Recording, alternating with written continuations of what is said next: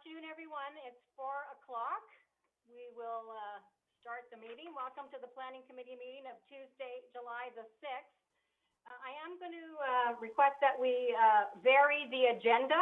We're going to move item 3 up, so it'll be first. So it'll be item 3, 1, 2, 4. And there's also an addition to the agenda. We have an addition from Councillor Day on tree retention, so I'll make that item 4A. So is there a motion to adopt the agenda as amended?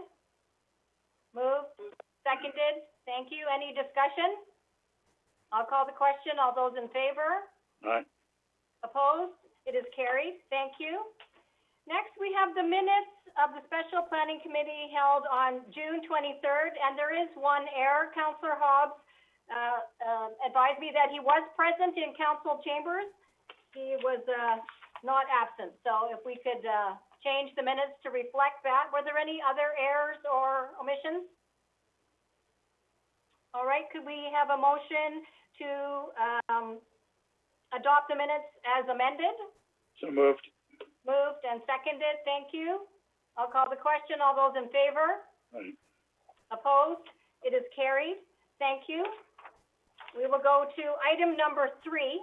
Assembly ASY zoned sites in the agricultural land reserve. Mr. Hopkins. Thank you, Madam Chair. I have nothing further to add to the report. However, I'd like to ask Mr. Kevin Eng to provide some highlights.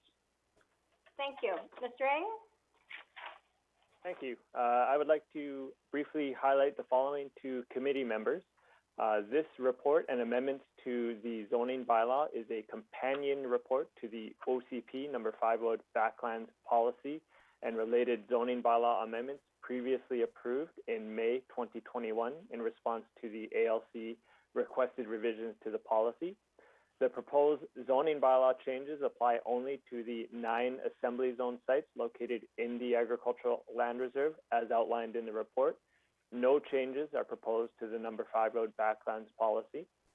These proposed changes will implement uniform zoning regulations for all assembly zone sites in the agricultural land reserve, specifically removing school as a permitted use, and implement an approach that provides council with the full ability to control school development in the ALR in accordance with the previously approved ALR application for the First Choice School expansion located at 20451 Westminster Highway.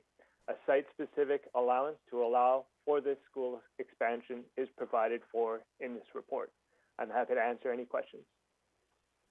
Thank you. Councillor Day?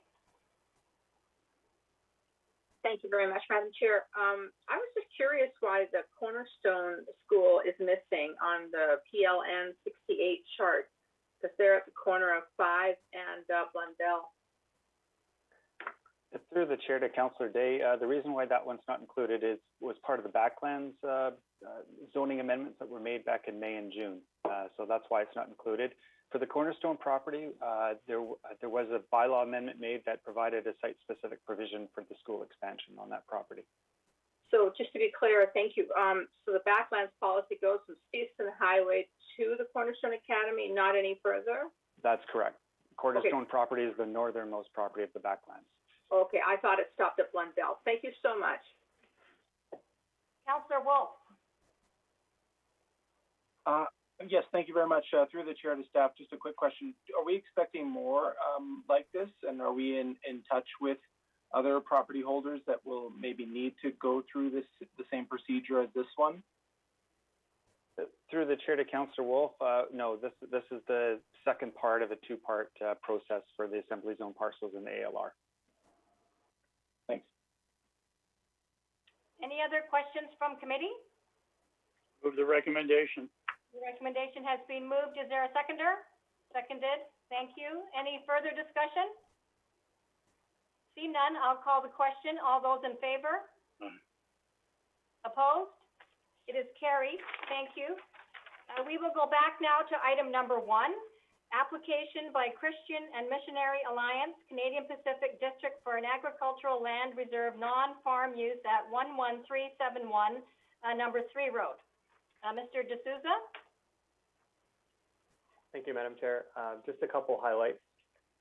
The purpose of the non-farm use application to the Agricultural Land Commission is to allow the existing school and daycare to continue to operate at the subject property.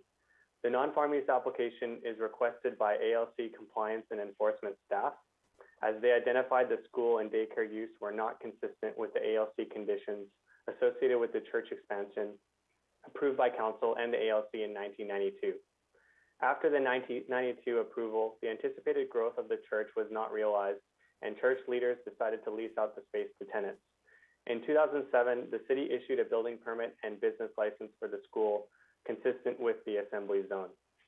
As per the previous report, should council decide to remove education as a permitted use in the assembly zone for properties in the ALR, the education use on the subject property would be considered non-conforming and be permitted to continue to operate, subject to ALC approval of the non-farm use application.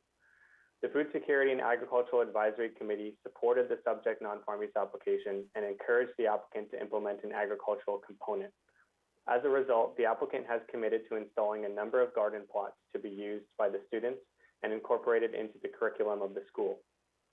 Staff are recommending that the application be forwarded to the ALC for their review. Happy to answer any questions. Thank you. And for committee, we do have Kevin Krause is available for questions. And it's my understanding that Pastor Ron Redikoff and Adina Priel are going to make a presentation or are also available for questions. So I'll go to committee. Councillor Day. Thank you very much. You know, I'm looking at this 38-year history, and I'm a little mystified. School was built in 1983. The ALC formed in 83. Then the expansion of the school, the church, was in 1992, and improvements in 2007. And then they got a business license for Noah's Ark Daycare. And then 11 years later, the ALC compliance enforcement officer comes forward and notes that there's a problem. So I have two questions. One, why did staff issue a business license in the first place if it was not in compliance, as was declared in 1992, which was the ALC approval, but no schools or daycares, and then in 2007, Noah's Ark. And then the second question is, why did it take ALC 11 years to come forward and say this is a problem? Through the chair to Councillor Day, with respect to the first question, the building permits and business license issued to the site were in conformance with the zoning. So the zoning does permit school and daycare at the time when those permits were applied for. As indicated in the previous report, those uses or the school use would be removed from the ASY zone. In terms of ALC enforcement and why it took until 2019 to realize the issue, I cannot advise you on that. Okay, just a follow-up question, Madam Chair. So when we gave the business license to Noah's Ark, it was issued because it was allowed in the zoning. But how could it be when the ALC didn't allow it? Because back in 1992, they said if the ALC approved the project, but no schools or daycare. Through the chair to Councillor Day, I cannot advise as to why the conditions were not followed through with. At the time when the non-farm use was applied for in 1992, the school was a permitted use within the zone. So this is very similar to the application that council dealt with earlier this year on the choice school. The zoning amendments that were brought forward in the previous report will ensure that this does not occur moving forward. Okay, well, thank you for the clarification. Councillor Steve.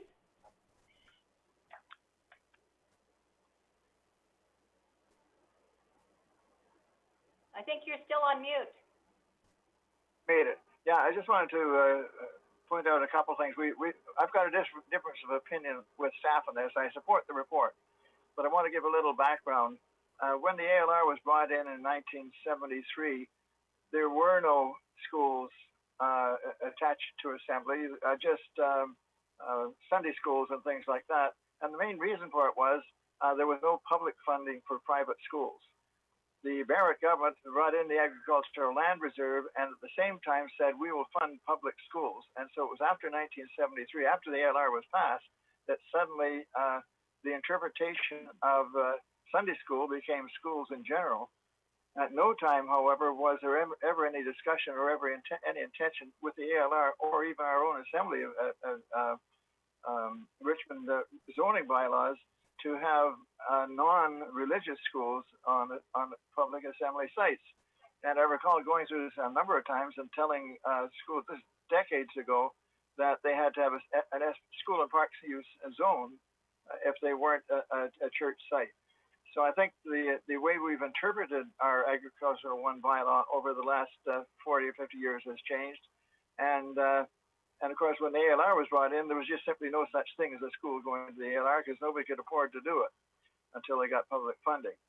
The other aspect I wanted to comment on is the Land Commission was gutted about 10 or 15 years ago, and their staff was cut down so badly that they only had 2 staff persons to investigate issues like this for the entire province.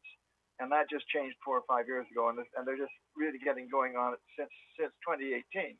And so I know one of the fellows personally. He quit because he just couldn't handle it. He got involved in the big battle over Finn Road a few years ago, and he quit because he was responsible for half of British Columbia and was spending all of his time on Finn Road and just couldn't handle it. So that's why they're catching up because they have now got staff to do it. That said, I support this because we are getting back to what was intended both with the Ag 1 zone for Richmond and the ALR way back in 1973, that we would not be promoting schools in the agricultural zone, and that schools that are attached to churches would be something more moderate, like Sunday schools and things like that, not major school facilities. So I just wanted to clear that up. I think it's just the way staff and the way people have been in their minds have interpreted what was meant at that time, when effectively at that time the problem didn't exist. So that's all I got to say. Thanks, Councillor Steves. Are there any other questions from committee? Move the recommendation. Wait a sec. Councillor Wolf. Oh, yes, thank you. Through the chair, just a quick question. I'm not sure if the delegate could speak to this or not, but there was the 375 square foot area that was going to be converted to garden, and there were some comments from the Food Security Advisory Committee. I'm not sure if we could get just a little bit of input on the types of agriculture education that the students will be learning about. Is it more related to blueberry, cranberry, or is it more vegetable crops? Is it a herb garden? Is it all of the above? I'm not sure if one of the delegates. I'll see if there's any other, if staff can answer this, and then certainly we can ask I was going to go next to the applicant. Staff, do you have anything to add to that, or? Stephen? I think the applicant might be best to answer this question, as they've outlined how they intend to incorporate the agricultural component into the curriculum. All right, are there any other questions for staff at this time? All right, we will invite Mr. Krause, Pastor Redikoff, and Ms. Priel, if one of you wanted to answer that question about the community garden plot and the type of crops you'll be planting.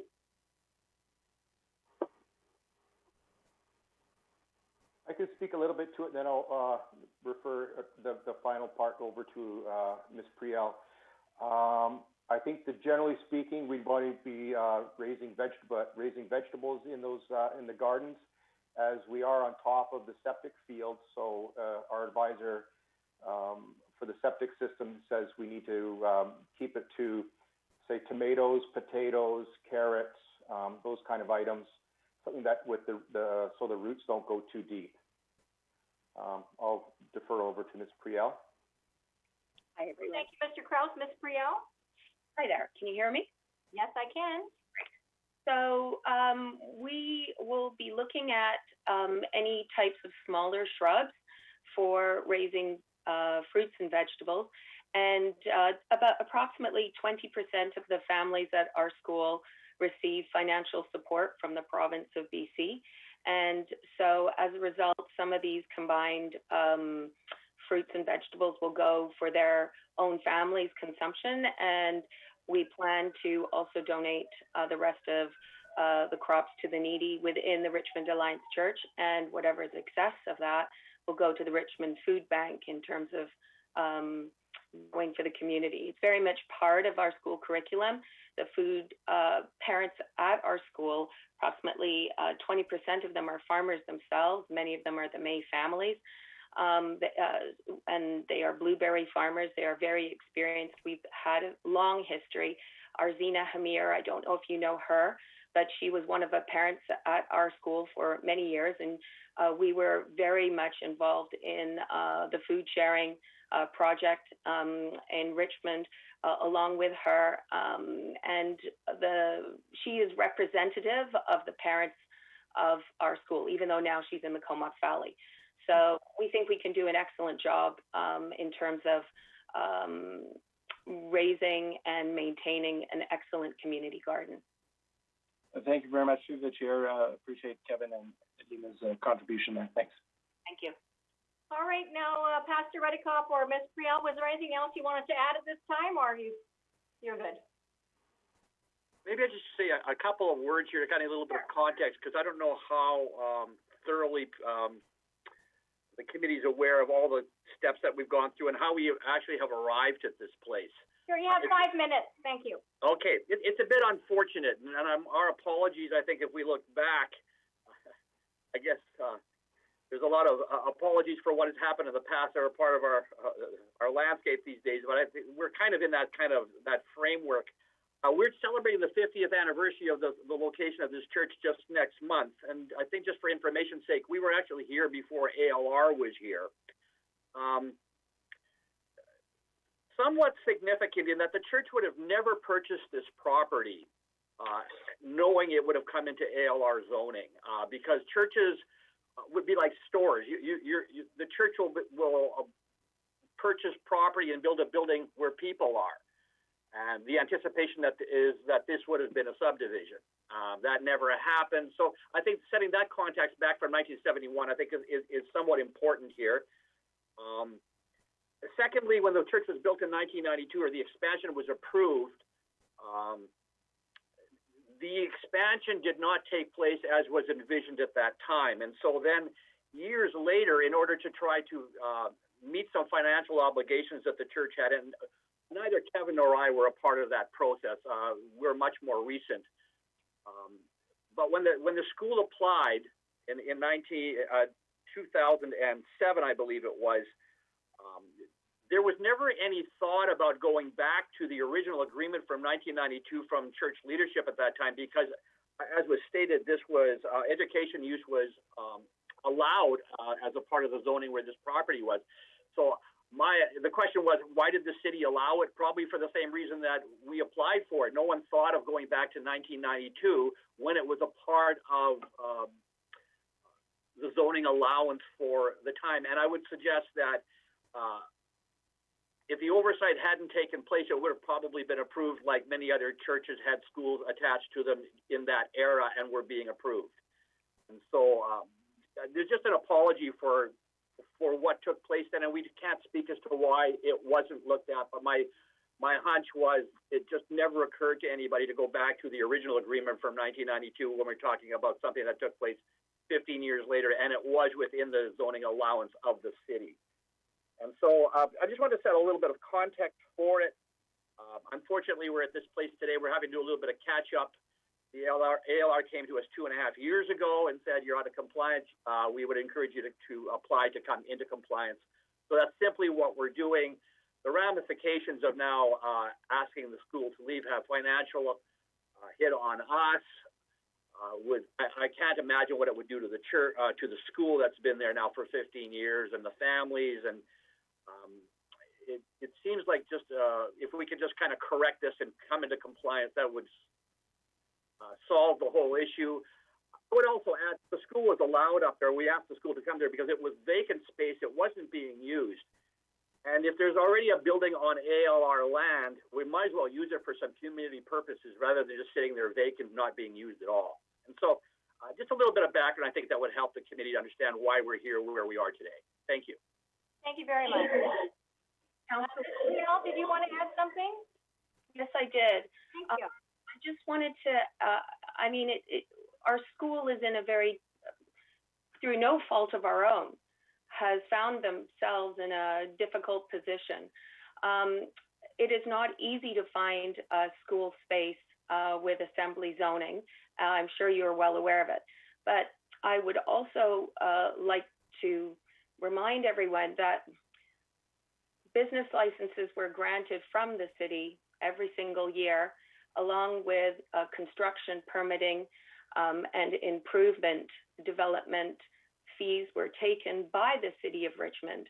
The school has spent in excess of $160,000 developing the space because it was raw space that we are using. So we would need to recoup some of those costs that we had spent as a school in terms of establishing ourselves in a place that was, which we believed was fully supported by the city. Furthermore, the Ministry of Education in Victoria requires our school and all schools that are operating to get a clearance letter from the cities where they're located. This is required every few years on a regular basis in order for us to maintain our standing with the Ministry of Education. Now, that letter has been issued. I think Joanne Haikita was one of the people who had issued one of the letters from the Clearance Department for Zoning, saying that we are in compliance in terms of fire, health, and zoning and operations. And so we've had a couple of these letters already drafted by the city. And so I feel that the city needs to rectify in some way the situation and take responsibility for accepting finances from the school, commitments from the school, because as a school operating in Richmond, we've expected to be under the aegis and umbrella of the city in terms of correct legal and operational criteria. And we feel a little bit disappointed to find ourselves in this position, is sort of what I'm saying. And financially, we cannot just simply, without huge financial challenges, especially given the coronavirus year, go into another place without spending that kind of money to set it up. As you well know, a school requires a lot of facilities and funds. So that being said, I also wanted to address Harold Steve's comments about public money. Our school accepts no money from the province of BC. It is 100% supported. We do not get, like other schools, we are a Group 3 regulated school. So it is 100% the families of Richmond that are supporting and choosing an alternative school which focuses on special needs, children with autism and reading difficulties. And so we provide a very important service for the city of Richmond without funding from the province, which is a very hard thing to do. There's only a handful of Group 3 independent schools in the province of British Columbia, and we are one of them. So that being said, thank you very much for hearing our case. Thank you very much. All right, back to committee. Are there any other questions? Move the recommendation. The recommendation has been moved and seconded. Thank you. Councillor McNulty, you had a question? No, I just want to make a comment on the process here, and thank the school for coming forward. It's interesting. The school should have no aspersion cast on them whatsoever. They've done everything correctly. Harold alluded to, we're continually doing the work of the ALC. We're doing their upgrading. We're picking up the things that I won't say they've made a mess on, but they've not paid attention on. When Linda Barnes was on council, Harold alluded to, we went to a workshop of the ALC, and they had one inspector for the whole province of British Columbia to deal with it. And Harold was there when they had two. And so we're going to continue to be doing these kinds of things along. So kudos to the school for what they do and the direction they're going. And thank you for being in our city. And more importantly, I think we have to continue to hand these things to the ALC to hopefully take our recommendations and adapt and change some of their policies and their thinking. So a good job, and I'm very happy to have moved it, and hope we can move this along, and we can get an expedient response from the ALC so they can get on with their work. Thank you. Thank you. Councillor Day? Thank you very much, Madam Chair. You know, the school's been in operation for 14 years. This isn't like a 6-month mistake that we made. Obviously, there was a poor communication between the City of Richmond and the Agricultural Land Commission all those years ago. And I think that Councillor Steves did point out that 10 years ago, the staff was gutted. I mean, we're in a situation where we are literally fixing the problems that were before. Now, the previous agenda item helped correct that, so this won't happen again. I don't see how we could, in good conscience, deny this school operating because they didn't do anything wrong. They did exactly what they were told to do. So I will be supporting this because I think it's the right thing to do. Obviously, I don't want any more schools on ALR land, but I don't think that we can, in good conscience, take the license away from this one. Thank you. Councillor Steves? Yeah, I just wanted to say I can confirm what the church has said about the building of the school. It was being built when the ALR was brought in, and they were shocked to find out that they were going to be in the middle of farmland, that the development of farmland wasn't just going to continue on down the road. And so that's absolutely correct. And I think they were just stuck in a very difficult place. And of course, their congregation didn't grow because the development did not go across farmland. In terms of the school itself, I think that we might have been somewhat in error of not following up on the rules the ALR had set up back whenever it was. But the best way of rectifying it is approving this, because there's only a couple of them in Richmond. We dealt with one a couple of weeks ago, and there's this one. I don't know of any others. I congratulate the group for putting in the gardens. And you may want to look at gardens down Stevenson Highway, where there used to be a school run by the school board.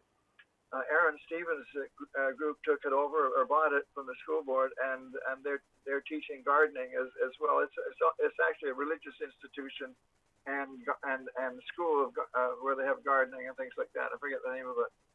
And but it was a Richmond school for gifted children, I think it was at the time. And anyway, I haven't been there lately, but I know years ago they were doing exactly what the church and school are planning to do here with having gardens for the kids and providing food for their members and things like that. So you may want to look at that. Last time I saw it, it was a very good model, but I haven't been there lately. All right, seeing no further discussion, I'll call the question on the floor. All those in favor? Aye. Opposed? It is carried. Thank you.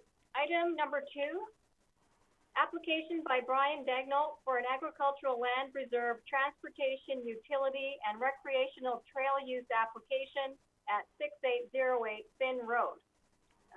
Mr. Hopkins, are you the speaker on this? Thank you, Madam Chair. I will be passing it over to Mr. D'Souza to provide a summary. Okay. Thank you. Through the chair, the application is seeking council authorization to apply to the Agricultural Land Commission to open up and improve a portion of Finn Road that is currently not a constructed municipal road. If the application is approved by council in the ALC, it would enable building permits for agricultural or residential buildings to be obtained, provided the applicant constructs the road to the standard identified in attachment 9 of the staff report. Staff are recommending that the application be denied based on the proposal being contrary to the official community plan and farming first strategy, which discourage construction of new roads in the ALR due to the residential development impacts from road construction, and the proposal has potential implications regarding residential development on other no-access properties in the ALR. Happy to answer any questions. Thank you. And for committee's benefit, we do have Mr. Dagnall and Mr. Zellman, who I believe Mr. Zellman is going to make a presentation. So I'll go to committee for questions. Any questions from committee? Seeing none, I will go to Mr. Dagnall, or are you going to go, Mr. Dagnall, or is it Mr. Zellman? Mr. Zellman will be speaking. All right, thank you, Mr. Zellman. Good afternoon. You have 5 minutes. Please introduce yourself. So my name is Bill Zellmans. own and operate the property that's in question, along with other properties in Richmond, and owner and operator of W&A Farms, and home base is now in East Richmond. Thank you, Madam Chair and committee and staff, for allowing me to spend a few minutes here today to give you a bit of a history on the property that's in question. So the farm was bought in 1948 by my parents when they came from Holland. They lived on the property until 1954 before buying another property in East Richmond and moving headquarters to East Richmond. The barn and home were constructed prior to my parents being there, and so they bought it as a working farm. We've been farming the land since 1948. The family has consistently farmed it every year with crops and along with the neighboring properties, and I believe you have a map in your package showing all the neighboring properties that we farm, which consists of approximately 400 acres. 15 parcels are in the vicinity of this location. We have used Finn Road as our primary source of action and activity to be allowed to access the property right up until today. We did not know that there was a non-access parcel until it came about when the property was put up for sale, which it is no longer for sale. It was only listed for a part of the time for a process addressing estate planning issues that have now been resolved, and the property will no longer be sold and is being farmed by the family again, as has been for the last 73 years. This property has historically, for those that are not aware, has been farmed with crops. If you go to the white spot, you'll eat Kennebec fries. They've been grown there. If you go to Earl's, you'll eat Yukon Gold fries. They've been grown on some of my properties. And more recently, we have introduced Chinese vegetables on our farm. And if you go to T&T, you will be buying some vegetables that are grown on this property. With that, Madam Chair, I see no other reason than to ask you, for staff and for councillors, to ask me any questions you may have regarding this. Thank you, Mr. Zalmans. I see Councillor McNulty. You have a question? I don't have any of Mr. Zalman's. I do have one of staff. All right. Are there any questions of Mr. Zalman? No, I don't have any. Okay. Well, I will ask him. The road that you have to the corner of your property, the road to the Maxwells is a registered road, is it not, to the edge of there? Yes, the road ends 65 meters away from our driveway, and it's blacktop. 65 meters from your driveway, but there is a road there as well, basically in the same condition as the first portion of the road to the Maxwells, is it not? Not quite as good. It was paved right up to my driveway probably back in the 60s and has fallen apart, but more recently, the Maxwell's portion was repaved in 1987, which ends 65 meters away from our driveway. But yours did have pavement on it. It's very hard. Correct. I've been there, and you can drive on it, and they're really, if you look at the conditions today, it's not much different than the first bit, is it not? That's all I'm trying to... No, it's not. For us, it's been perfect. It was paved historically when my mom and dad lived there and had their home and barns there, and I can only remember it as being a great access road. I mean, it's not a Taj Mahal road that you have in downtown Richmond, but it's a good agricultural road. Okay. All right. Thank you. Councillor Liu, do you have a question for the delegate? Thank you. My question was pretty much along the same line. So you have been driving trucks and vehicles and whatnot to access your property up until now. Is that correct?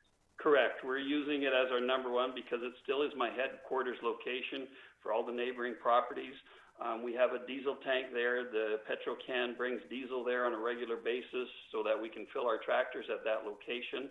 And we drive our big trucks. And the city, 2 years ago, cleaned the ditches on both sides of Finn Road right to the very end of my property, and they had their excavators and their dump trucks. And up until this year, the city has been cutting the ditch banks right to the end of my property as well. So, I mean, there's been various types of equipment on the road. Once you pass the original homestead property driveway, the road becomes much narrower and becomes more of a dirt road. But because it was a historical homestead and the homes were there and we had a good quality driveway to it. Thank you. Councillor Day, do you have a question for the delegate? Yes, I do. Thank you, Madam Chair. So I'm reading the letter from Mr. Brian Daignault, and on page 2 of his letter, it states that the road has continually withstood the heavy farm equipment truck traffic and remains in good, serviceable condition. But then at the very last part of that paragraph, he says that considering this portion as a non-access road would eliminate the ability for Mr. Zalmans to continue to farm this land. If it remains completely unchanged, would you not be able to continue farming it? Yes, I could continue to farm it, but the problem lies that the city has said that I do not have access to my property from their perspective, that I am, as of now, and this all came about, and I guess there is some silver linings to having it up for sale for a short period of time. I don't have an agreement for a utility corridor to go to my property from the blacktop portion to my driveway. And staff has told me that I would be trespassing on that portion of road. And so in order to have this removed and me be able to rebuild the barn or do whatever I like there, I need to have this presentation, this file, this process dealt with so that emergency vehicles along with safety equipment can come to there. So this has been brought on by the city to deal with this. I'm sorry it's like this now, but historically I don't believe that it was a non-access parcel when my mom and dad bought it. So from your perspective, you don't want to leave it the way it is. You want to build a new barn and other structures. If I want to build another barn, the city will not allow me to do that unless I bring the whole road up to city standards to my driveway before I can even get a building permit. So the question is, do you want to build a new barn? Well, not today, but I am considering doing that because the vandalism on equipment at that location and in that part of Richmond is becoming quite severe. We lost a catalytic converter on one of our trucks just this last fall, and the barn that was there blew over 2.5 years ago, and we are sure missing it. And that was sort of our location to park vehicles in at night. So, but before I can do anything, I have to do this application, and it has to go to the Land Commission, and it has to be approved before I can even consider building anything. If you were, sorry, one more question, Madam Chair, I apologize. So if you want to build a barn, why, like I'm looking at the map on, the aerial map on our page 47, and, you know, it shows the road going part way. Couldn't the road just be extended for, 30 feet or 40 feet to allow for a driveway for a barn? No, ma'am. That would be a question to staff, because I'm 65 meters away from blacktop, and they're telling me, once you leave Richmond in the ALR, there's lots of roads that aren't up to city standards with curbs and sidewalks. But as your OCP requires, you want up to standard of the city's perspective to build whatever I want to do there. We used to have water there. BC Hydro has a power line easement along the road. Power line is there for hydro, which we used to use when we had buildings there. I mean, everything as far as we're concerned is there, other than that we have to have this utility corridor in place before we can do anything. Okay, I'd like my questions answered by staff, please, Madam Chair. Any other questions for the delegate? All right, thank you, Mr. Zalmans, and you'll be able to stay and listen to the rest of the discussion. Staff, is anyone able to answer the question about extending the road?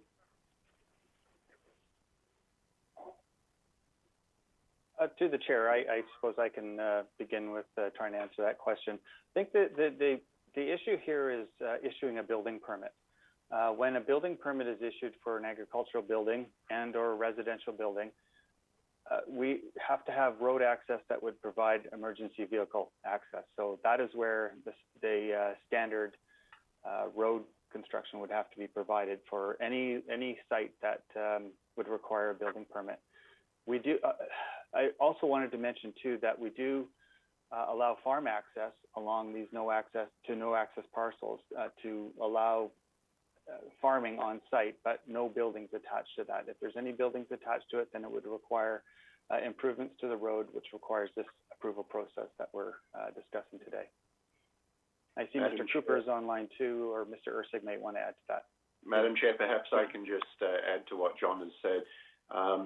If council is inclined to approve an extension of the constructed municipal road, we would not advise that you approve to extend it the full frontage of Mr. Zalman's property. In fact, it would just be extended far enough to meet the building code requirements. That's really the source document that requires access to a proper municipal road, and it requires certain emergency access and firefighting requirements. So,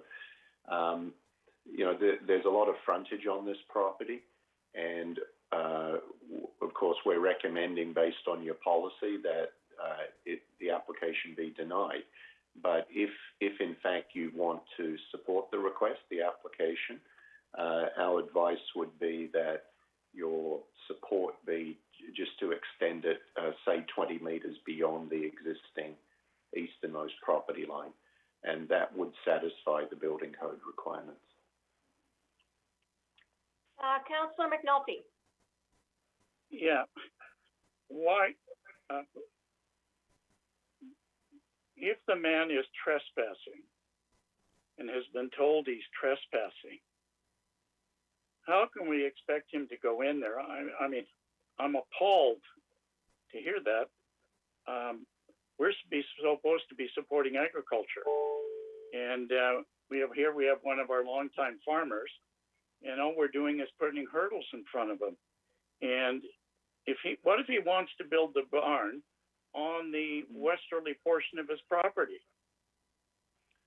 Through the chair, Madam. Give him 20 meters? Madam Chair, perhaps I can respond to that.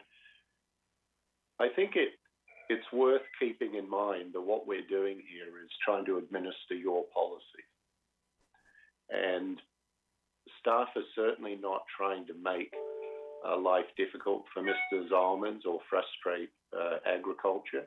In fact, staff have bent over backwards to recognise his situation and to bring him forward. And this file has been expedited. In my discussions with Mr. Zalmans, he has indicated in the past, and he will have to advise whether he has changed his view on this. He has advised that extending the road for a limited way at the east side of the property is sufficient for his purposes, for his barn and for his house. I see Mr. Zalman's nodding in agreement. Right. And so, this is a somewhat unusual situation, and nobody is trying to make it more difficult than it is. And certainly staff are not, and I want to make that clear. So if I may, if we had the feeling of going, we'll see how the discussion goes, why couldn't we go halfway down his property? What is to say we couldn't go halfway down? Through the chair, to Councillor McNulty, there's no, you can, if that's the will of committee and then council, you can go to any point along that property. But as I said, in discussions with the applicant, the indication was that extending the road 20 metres approximately beyond the eastern property line is sufficient for his needs. And so he's agreed to that. Yes, and I see that Mr. Zalmans is nodding. So you certainly, as a council, you can support anything along that frontage, but it's just not being asked for. Okay, I've got it now. Okay. Now the other question is, a comment was made, it opens up others. No, it doesn't open up others. A decision would be made here, would it not? There's no automatic, just because we approve one versus the other, situations are different.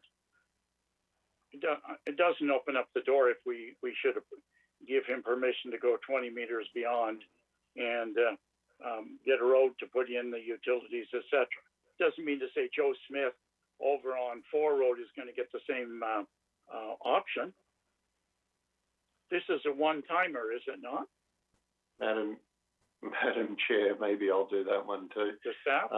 Yes, it's one application, and frankly, Councillor McNulty, you're going to have to decide as individual members of committee and council to what degree, if any, this is precedent setting. We're not necessarily, championing that or exaggerating that. If you do approve the extension of the road, what you will be doing is opening up a situation for approval of building permits, barn, house on the property. Others will look, in my opinion, you've got about just under 700 no access parcels in the ALR. Others will look at any approval, and I think that an approval will encourage other applications. But at the end of the day, it's up to you collectively as a council to decide whether this is a precedent for any other applications. You're not, if you support this, you're not obliged to support others. Thank you. Councillor Hogg. Thank you, through the chair. I appreciate the report. It was very thorough with lots of information, and I understand why staff have made the recommendation that has been made, because that's consistent with policy. Having said that, I did drive out and look at the property. I've actually been on it before in my past, but I did drive out a few days ago and have a look at the property, and it was interesting because it's evident from what people have said, but it's also evident when you go there and look at it that there was a barn there. The footings are still piled up in a pile. I think I can see where the house was. I can even see an old hydro pole with some of the metal attachments from where the hydro power would have come into the property. So it kind of struck me that this might be a fairly unique situation, even if there are 700 some odd other parcels that technically are no access. And what makes it unique, in my mind at least, is that it did have a house and a barn on it previously, and it did have access, whatever access was defined as back in the day, which is probably a little bit different now, and that people did in fact live in a house and had a barn there. I think the point about having a barn for farm machinery and that type of thing is a totally legitimate comment, because vandalism is a real thing that happens for farmers. Their trucks and vehicles are constantly being broken into and attempted to be stolen, but a bit of a side issue there. So to me, instead of creating a new situation, this is more like recreating what has happened already in the past. It's apparent that there was a house and barn there and that people lived there, and so our rules have changed, and so the no access designation prevents the owner from possibly recreating what already existed there in the past. So if it was up to me, if I was voting, would be a little bit flexible on that, and I think I'd probably recommend, if it was me, recommending the no access designation be removed in this very unique case with a very long-term Richmond farmer. And just one question to staff, if I can. I thought I read on page 44, and I thought I heard something different, like in the top paragraph in the last sentence. I thought it said that the proposed improvement to the road, which I actually think should only go up to the driveway, as I think people mentioned, and not any further. But I thought the proposed improvement to the road would not increase development potential on any other properties. So I just want to make sure I didn't misread or misunderstand that. And those are my comments. Thank you. In the report on page 44, so perhaps staff can answer that. Yes, through the chair, provided the road is only extended to the extent indicated in the report, there would be no additional development potential created beyond the subject site. If the road was extended all the way to the west property line, there would be additional properties that would have development potential. All right, Councillor Steve.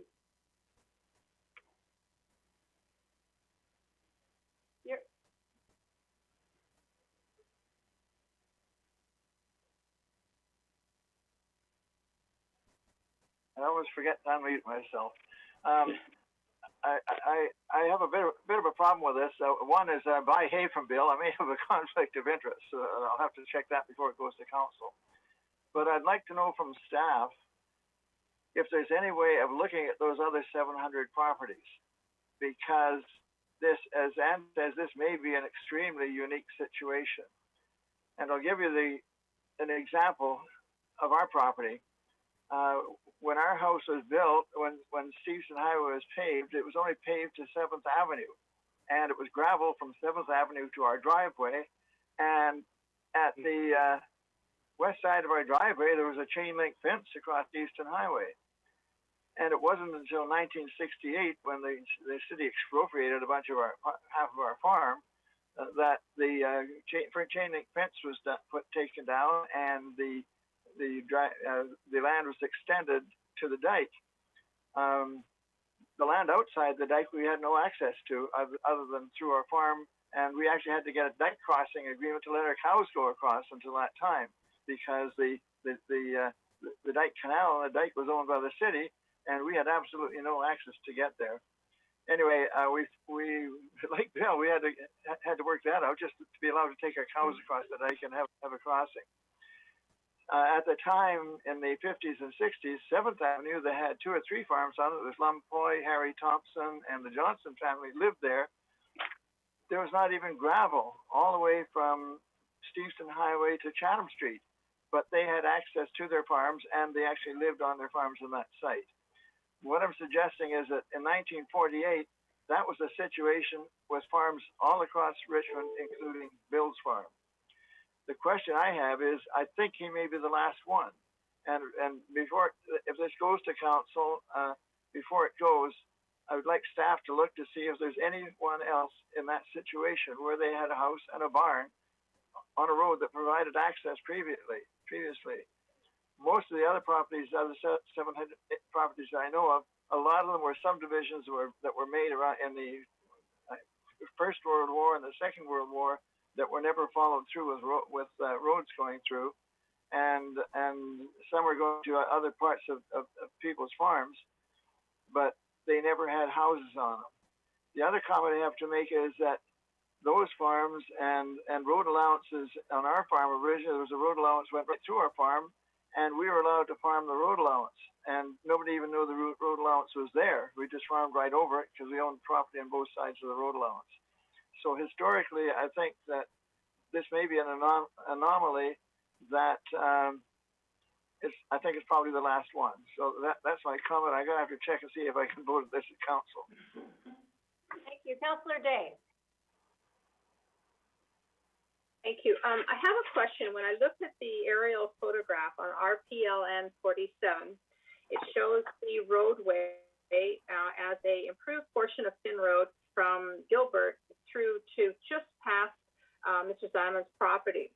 If we allow that 20 meters extension, which appears so, if we allow that extension, does the entire roadway have to be improved?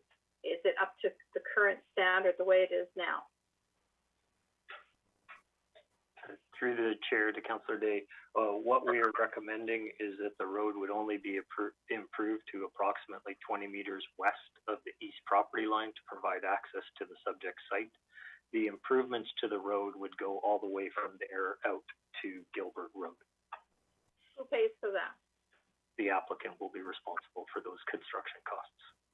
Okay. In the meantime, if the applicant doesn't want to pay for a road from 20 meters into his property all the way to Gilbert, can they be granted access to the property given the history? Through the chair to Councillor Day, access for the purposes of agricultural activity, yes. Access for the purpose of gaining a building permit, no. The only way we can issue a building permit is provided emergency access is satisfied. So all is well, that ends well, then it will just leave it the way it is for now. And then if and when Mr. Simons wants to build a barn, then we allow potentially a 20-meter extension so that he can have access to that barn. Is it complicated than that? Through the chair to Councillor Day, I think the application before you is the applicant's intent to have the road open. So I believe the applicant has signaled quite clearly that it is their intent to pursue the road opening at this time. Well, then I can't support it today. I would encourage the applicant to go back and take a sober second look and potentially build exactly what you need and not try to put thin roads through all the way. I think that that's opening a can of worms. There's no reason you shouldn't have access to your property, and there's no reason you shouldn't be able to build a barn on that property since the old one fell down 20 years ago. But, I mean, the old house was decommissioned in 1970. I mean, that's a really long time ago. So it's not like it fell down yesterday, whereas the barn, it's only been decommissioned for 2 years, 2.5 years. So I think that staff are right at this point, and we should deny this application, but open the discussions with Mr. Simons to do exactly what he needs, which is to build a barn and extend that road for 20 meters. Thank you. Madam Chair, if I may, I believe that those discussions have already occurred, and John or Wayne can correct me if it's not accurate, but through this application, we did inquire of the applicant whether they would be willing to place some sort of a covenant or something on the property so that just the barn would be built and not the house. And that was declined. So I think we've already explored that, but it didn't produce any results from our point of view. Councillor Liu, your hand was up, but just... Yeah. I have a further. Yeah, sorry. I'll get back to you, Councillor McNulty. Councillor Liu. Sorry, maybe I got confused in Councillor Day's comment. So the applicant wants to extend the road only as far as the driveway, is my understanding. And then they're not going to pave all the way to Gilbert. Is this correct? Through the chair to Councillor Liu, there will be upgrades required to the portion of the existing road. Right, but that didn't mean that it was paving all the way across, right? It was paving up to, but there was other improvements that had to happen for other purposes. Is that correct? Correct. Okay, so it's the paving still only going not all the way, but for water and whatever else has to go further. Is that my understanding correct? Perhaps through Madam Chair to Councillor Liu, perhaps I can offer something. The building regulation bylaw of the city, and also as echoed in the building code of British Columbia, there would have to be emergency vehicle access provided to the property, and that would mean a certain width of a roadway, and for that entire width of roadway and its entire length, it would have to support the weight of a fire truck. Okay. And those are the definitions. And I believe there's also a requirement to have potable water that would be extended from the intersection at Gilbert as well. Where's the water coming from in the first place? Not Finn Road.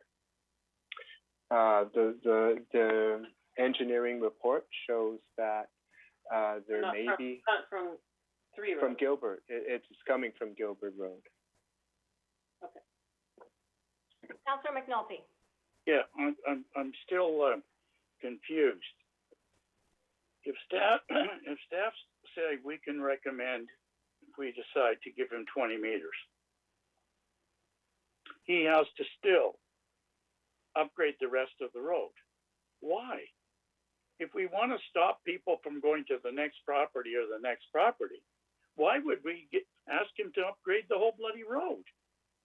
I can't figure this out. He would upgrade the 20 meters, pay for it to where he stops or whatever it is, and that's it. I mean, we know the road there is a road already to Gilbert, okay? And a fire truck can go on it, and any truck. I've driven it, okay? So, I mean, let's try to get some facts here, whether we're going to go ahead or not, and know what we're voting on. It appears to me that he wants to do whatever, and I'm not prepared to put encumbrances on any farmer that wants to do anything that is a legitimate farmer. God, we got so many properties on Blundell Road and Granville, it'll shake your head. Some just have blueberry bushes in the back, and there's 50 of them. So why would he have to pay any more than what he is required to do? I mean, he could grade it or whatever, but it doesn't need grading. Okay, I've driven it. So he would upgrade the portion that he would use to his property, and that would be it. To do further means you do open up. So why would we ask him to do that? This is a one-timer. Madam Chair, unless someone else wants to volunteer to tackle that one, I'll give it a shot. In terms of how far the road would go, how far it would be extended, it would be extended unless you collectively as a committee and council decide otherwise, the absolute minimum required to meet code, which is about 20 metres west of the east property line. In terms of the off-site, the existing section of road back to Gilbert, that between the engineering department and the building code, in order to meet current standards, it needs to be upgraded. And that's a bit of a technical issue. I don't believe the applicant is contesting that in any way. And, certainly committee is able to waive that through some sort of a variance permit. But to meet the building code and your own standards, the city standards for roads, the existing section of road requires an upgrade. And it's certainly possible for you to grant a variance, but I don't believe it's been requested by the applicant. And the variance would mean that the access to the existing section of road would not meet current standards. But why would it have to be upgraded if it's not going to be used? Well, that's what I'm wondering about. If it's only going to be used 20 meters in, why the heck would we do anything with the rest of the road? Leave it. Put a barricade on it. Whatever. Shut it down. Madam Chair, I think there might be... losing something here? I think Gilbert. so. It's east to Gilbert that has to be upgraded. Is that correct? Yes, through the chair, if I may. Yeah. The road would not be improved beyond 20 meters of the subject site. The existing portion of Finn Road, which is opened, does have to be slightly widened to accommodate emergency vehicle access. So we are not talking about extending the road further west. It is improving the road eastward from the subject site. May I ask Mr. Craignan, why would we improve emergency access when it's a field? It's going nowhere. There's no building. There's nothing there. It's shut down. It stops there. Where are we going? We should have already done it if it has to be done. The Maxwells have a beautiful house there. Right? This is what I can't understand is why are we asking for another half a mile of road when we don't need it? There's nobody there. Through the chair to Councillor McNulty, we need verification that the road pavement width is 6 meters wide in order to accommodate a fire truck. That is the improvement in front of the property to the east. With no buildings or any development or anything there, we still have to have improvement. Madam Chair, perhaps I can try again. The improvements would only be for the section of Finn Road from Gilbert to 20 metres past the east property line of this property. The improvements would not be for the remainder of that section of road further west. And why does it have to be built to a standard? Because with this approval, not only does this section of road service an existing home and property, but it will have to service anything that we would be obliged to issue building permits for on Mr. Zolman's property, which could include a house, a barn, and other structures. But nobody's talking about upgrading anything further west than, the east property of this lot. Okay, that's better clarification. Thank you. Okay. All right, any other questions from committee? There is a recommendation in our package. Councillor Day, do you have a question? You're on mute. Councillor Day, we can't hear you. Do we need to amend this before we vote on it to make this point clear? And we've hammered it out here in committee. Do we need to refer this back so that we can clarify that the intention of the applicant is simply to build another 20 meters of road and to build a barn? Do we need to refer it back to clarify that so that there is no talk of a house and no talk of the road going all the way the length of the property? Well, the staff recommendation is to deny, so that would end it right there. I'm going to put a motion on the floor and see if it's seconded. I'm going to move, we grant approval to the applicant to build the road 20 meters west of the east side of the property line with no conditions. So and forward it to the Agricultural Land and forward to the Agricultural Land Commission. Does that make sense, staff? Yes, Madam Chair. Yes, Madam Chair, we understand. Yes. I'll second that. So that was moved by Councillor McNulty. It was seconded by Councillor Luke. Is there any further discussion? I'd like to. Would you like to speak to it? Yeah, it's actively farmed. They want water. They want hydro. They want to do it. We want to support agriculture. Whether there was something there once before, and it was a homestead, but that doesn't mean to say there will be a homestead now. And when I look at what we're trying to do, it doesn't open up Pandora's box. It's a one-off, and it allows him to do what he wants to do. And he's a bona fide farmer in Richmond.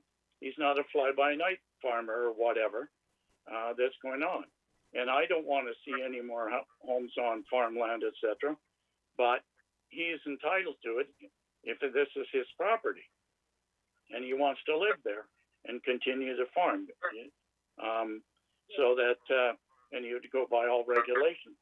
But we don't know that that's going to be there. But I can't see putting encumbrances on somebody that is coming forward with good intentions. So I would be supporting that. We don't know what the ALC is going to do, so it probably get turned down there, but at least we've shown support for one of our longtime farmers in Richmond. And he's not a new person coming along and saying, I'm going to grow vegetables, etc. I think it is proven record, and I think we at least owe that to him. Thank you. Councillor Day? Thank you very much, Madam Chair. I'm okay with the motion for the 20 feet, but I need to know from staff, if we say with no conditions, what does that mean? What could be built on that property with that 20 meters of roadway? Through the chair to Councillor Day, the motion as introduced would allow for a barn or a single-family dwelling to be constructed on the property. Okay, then I would like to amend it to allow for solely a barn. So it is for farming, and it doesn't expand residential onto the property. For the amendment? There is no seconder. If there's no seconder, then I can't support it as written. I want to support farmers too, but we have to be very careful about opening Pandora's box. And I do believe that if we had a covenant or a restriction that this is for farming purposes, I'm great with it. But if, as Mr. Craig said, you could build a home, a single-family home, and or a barn, that's just, I think that's opening Pandora's box. I'm sorry to say. I will support the motion on the floor. I think this is, as has been said, a unique situation, and I think there is historical information that shows us that this house, there was a house, there was a barn, they had access to it, and I think this does warrant going to the Agricultural Land Commission for their review and final determination. So what would be the process then? If this is approved today, it would go to council. If it's approved at council, it would go to the Agricultural Land Commission. If they approve it, what is the next step?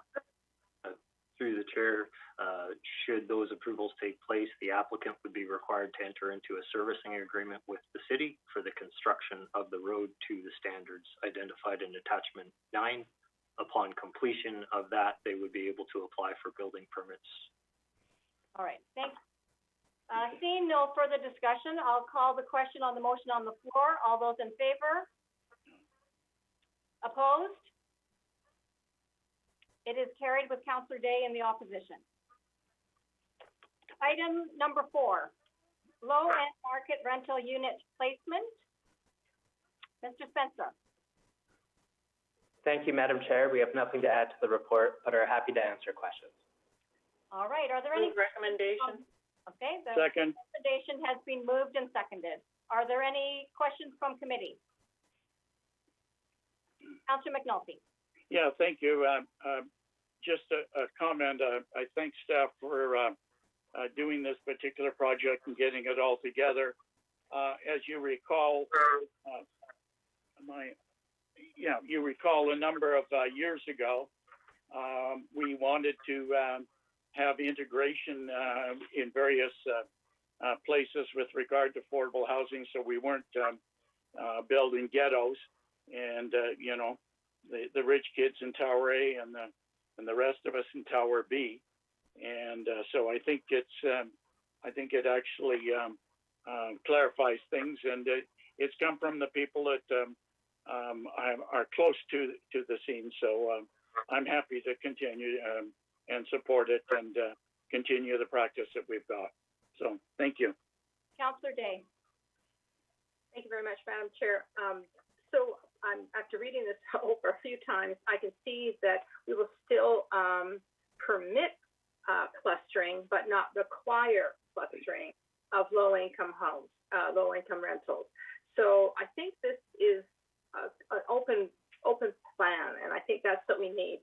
There will be times when clustering will make sense, and there will be times when it won't make sense. And I'm pleased that this came forward. I'm also really pleased that we did a survey, although somewhat disappointed that only 71 people completed the survey. For those who did said they had no problems with the existing system one way or the other. So I will be supporting this. All right, seeing no further discussion, I'll call the question. All those in favor? Opposed? It is carried. Thank you. Councillor Day, you have does everybody have a copy of what Councillor Day sent out? No.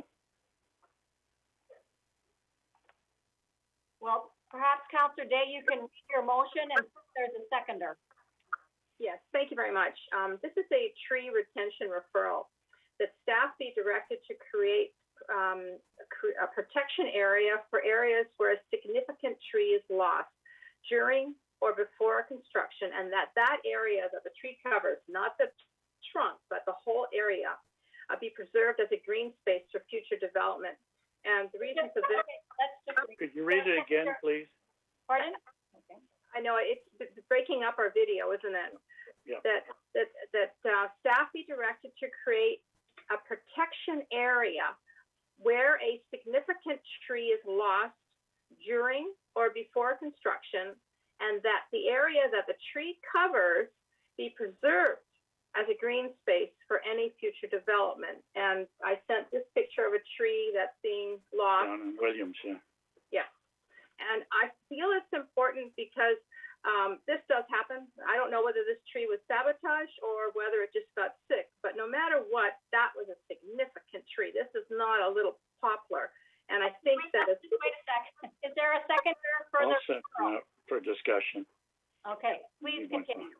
Thank you, Madam Chair. So significant trees can be lost in many different ways, and this one, rather suspicious, that's for sure. And the area that tree covered was significant.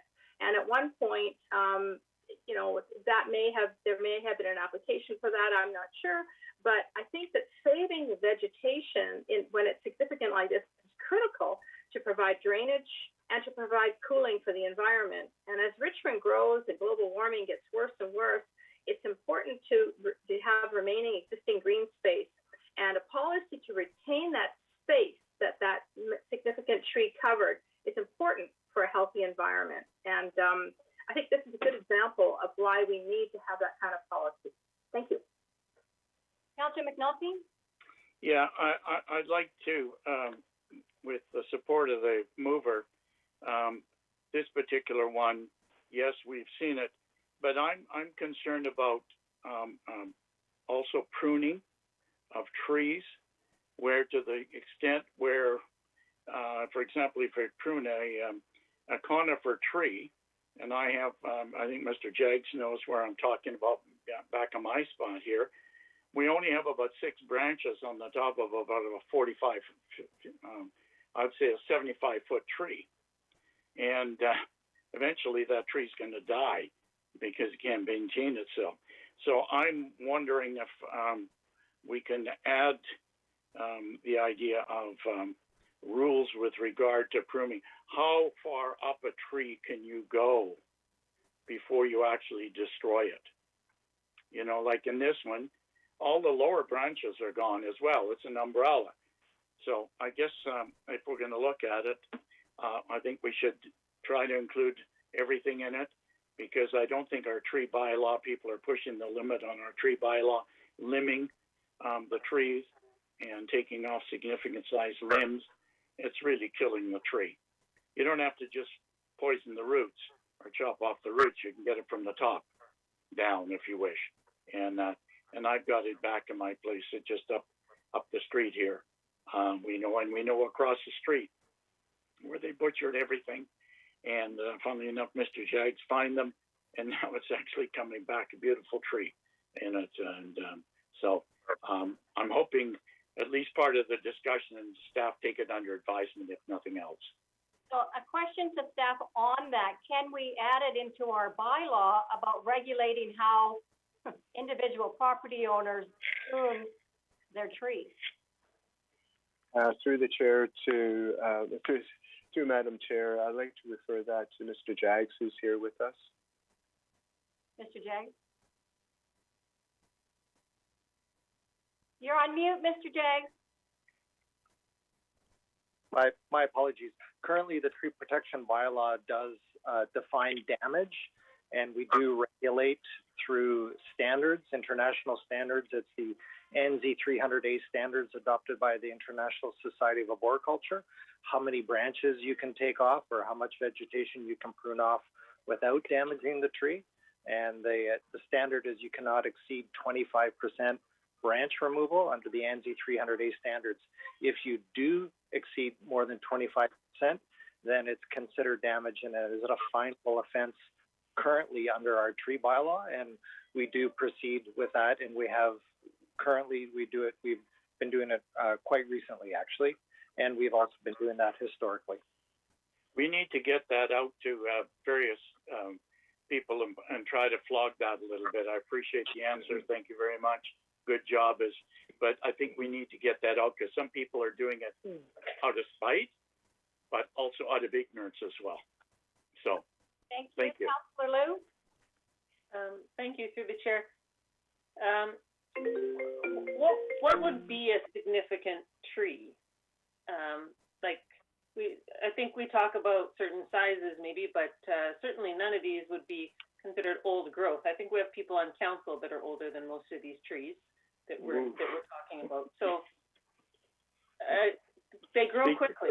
They grow quickly. My neighbors across the street have a tree that was planted 35 years ago, and the thing, if Councillor McPhail and I tried to wrap our arms around it, we wouldn't be able to do it. Then those neighbors tell me that was planted 35 years ago when they moved in, and so it's not even as old as I am. So what the heck, right? But so yes, it's a nice big tree. Yes, they need to look after it. Yes, we want to encourage people to have trees in their yards and to look after them. And I think if we keep kind of adding more and more layers onto this and more cost onto this, and I'm not sure we're getting where we want on this. There's a house next door to my parents. There's an old evergreen tree, and it's all diseased, and nobody's sort of encouraging them to take it down and plant something new there. And because they have to find out about permits and they don't really speak English that well, they're not touching it. My mom's looking at it saying, it's going to disease all the other ones in the neighborhood. So now what? So we're not actually getting people to remove the trees that do need to be removed. We're not getting them to replant them with ones that we do want. We're ending up with, we keep adding more layers of rules around this, so people are more afraid to prune them. They're afraid to do anything. They're ending up with branches falling off and hitting cars and tearing up the roots and tearing up the sidewalk. And, you know, like, I think we're getting carried away on this a little bit, on this tree thing. So what is a significant tree? Through the chair to Councillor Liu, a significant tree, that definition generally is quite broad, and I think it's very specific to each individual. But with bringing it back to what Council's definition of a significant tree is, a tree 8 inches in diameter or greater as regulated by Richmond's tree protection bylaw. That size of tree is the size of a tree that you cannot relocate. So it's significant. It starts to have a very big impact on the environment, visually and ecologically, and it cannot be moved or relocated. So that's what we defined within the tree protection bylaw as significant.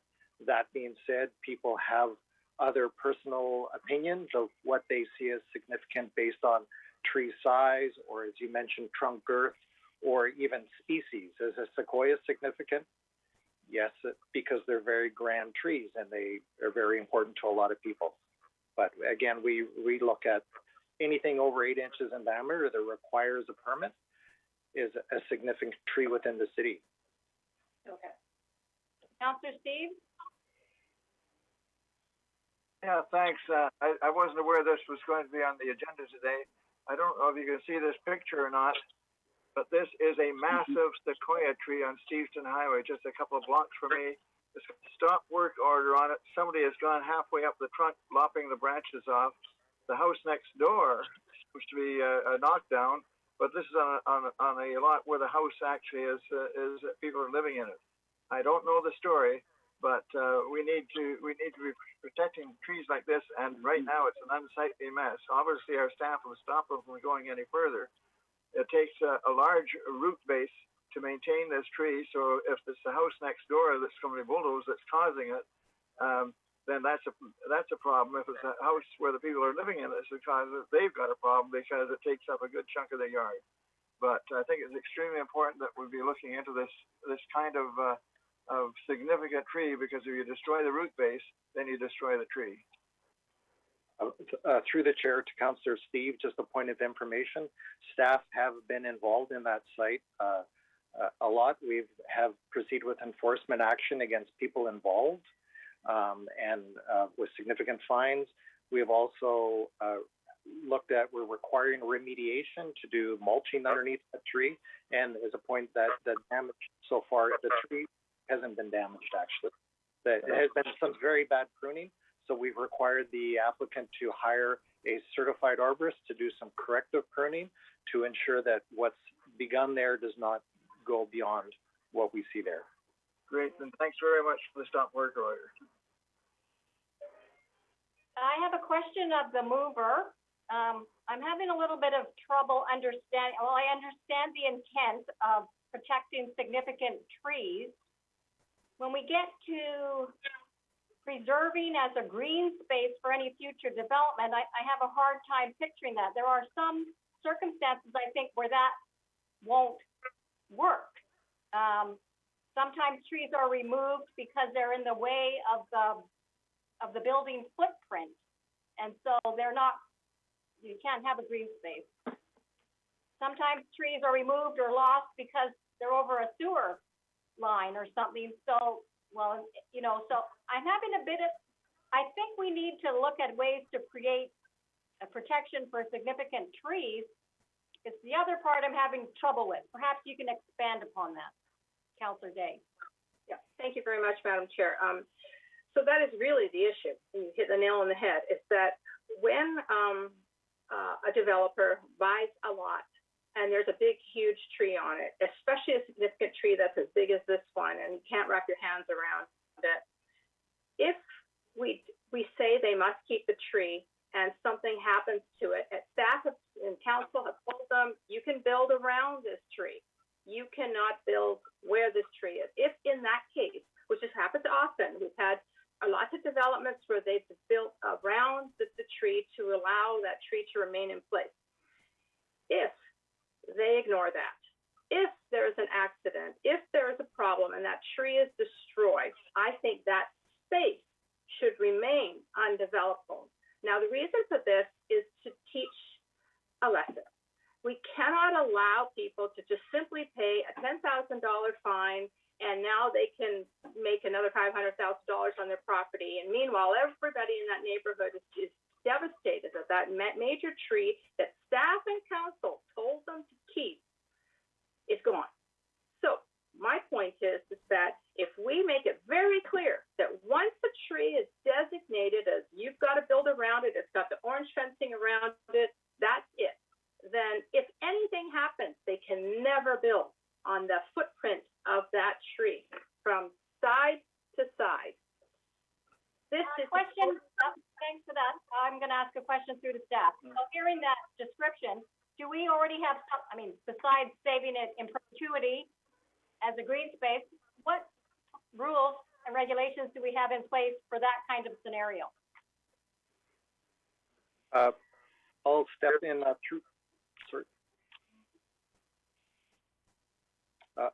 through the chair to Councillor McPhail.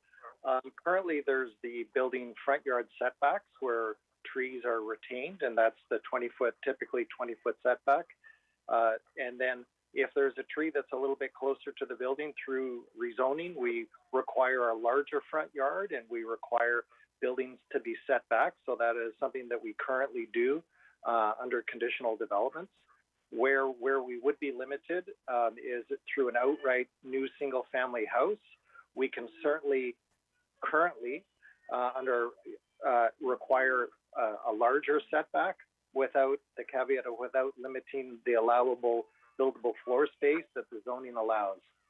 And that's section 50.2 of the community charter that under the provincial government that limits our ability to reduce someone's allowable buildable floor space. But we, as I say, we can require that area for planting of trees. Madam Chair, if I may, I think that a fairly general referral to staff to look into this matter might be the way to go.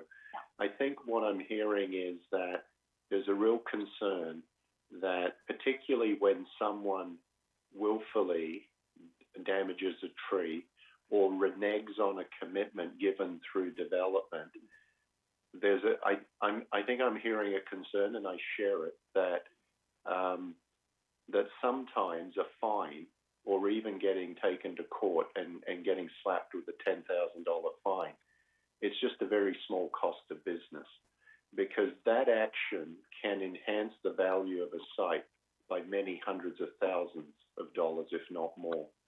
And so I think Gord and his team and James do a terrific job in a really thankless area. But the reality is that some folks are thumbing their nose at the bylaw and the city and just going ahead and taking the chainsaw to the trees, you know, and they know that we're going to put a stop work order, and they know they're going to get a fine, or they know they're going to go to court, but they've assessed it, and it's just the cost of doing business. Financial decision. Yeah.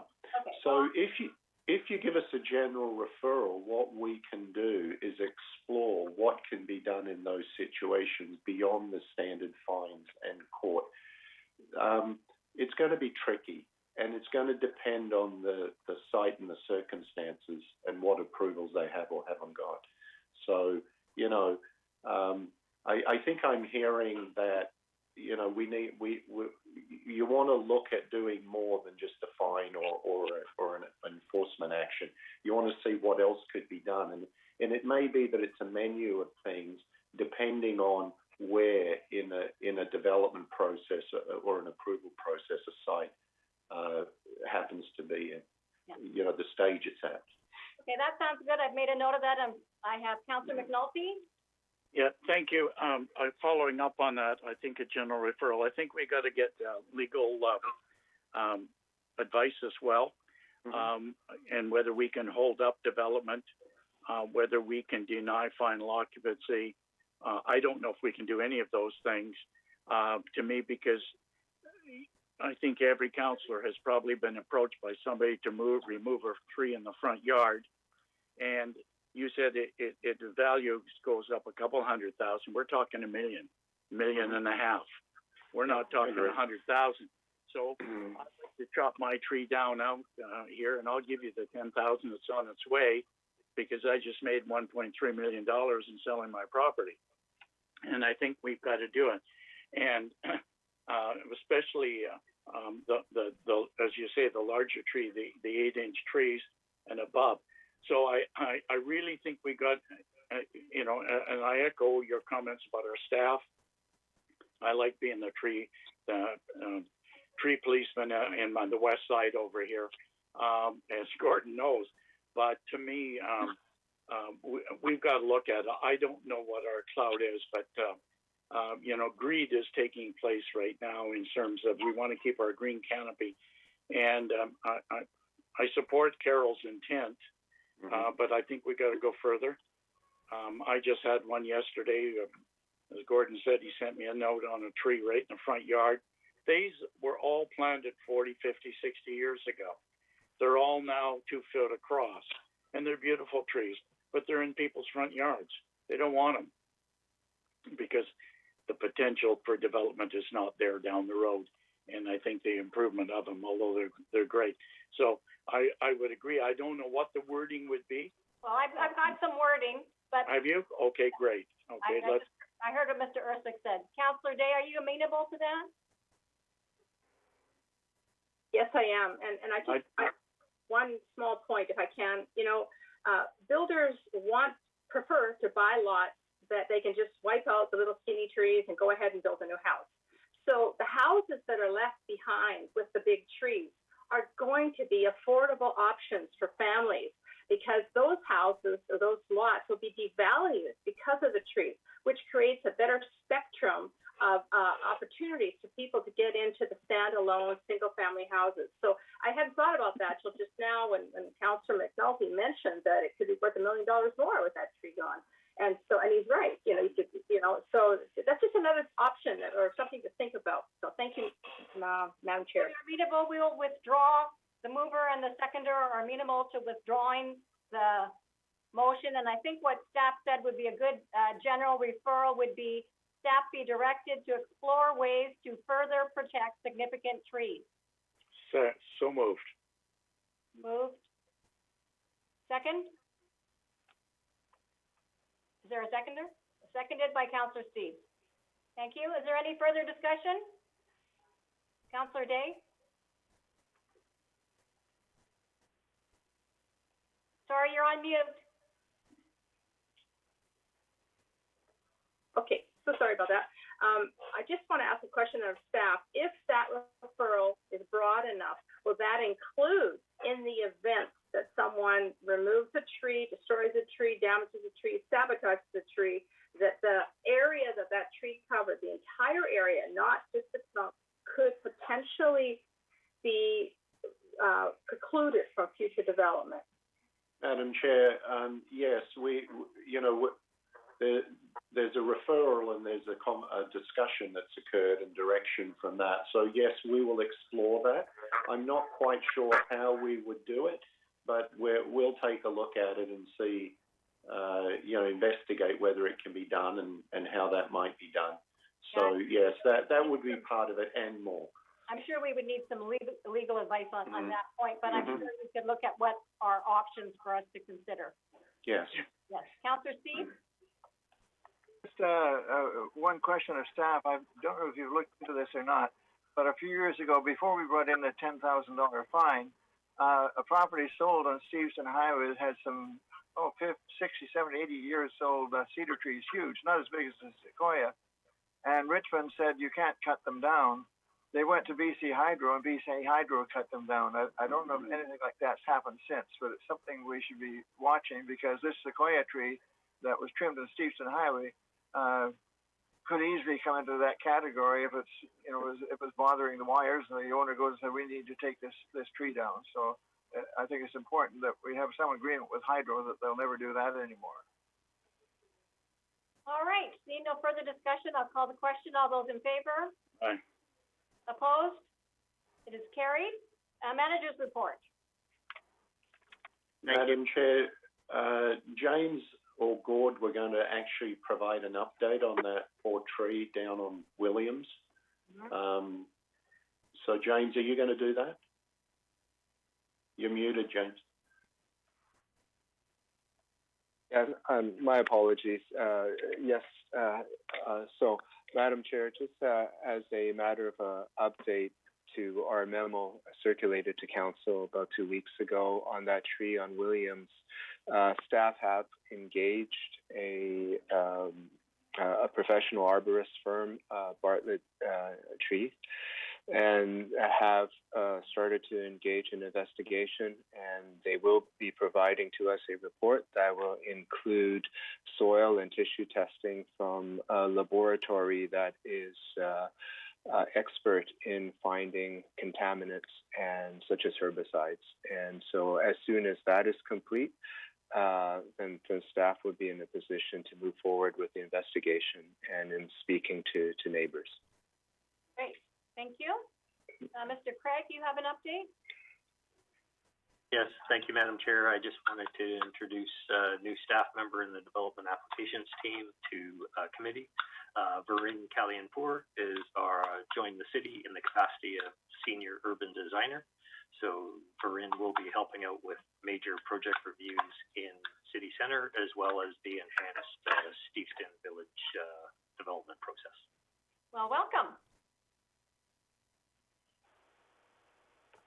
All right, thank you. And Mr. Ersick, I believe you want to talk to us about our workshop. Yes, Madam Chair, I think you're aware now, we've scheduled a housing workshop for 2 p.m. on Thursday afternoon, and we'll be reviewing the Lima and market rental housing reports and policies that were brought to you recently.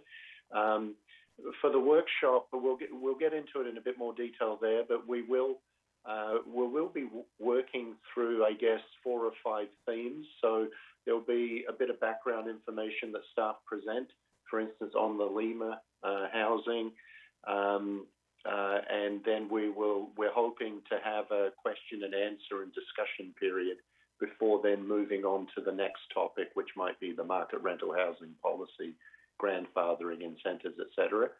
So we hope to see you there. It's a staff workshop, but it's going to be the most fun gig on a Thursday afternoon.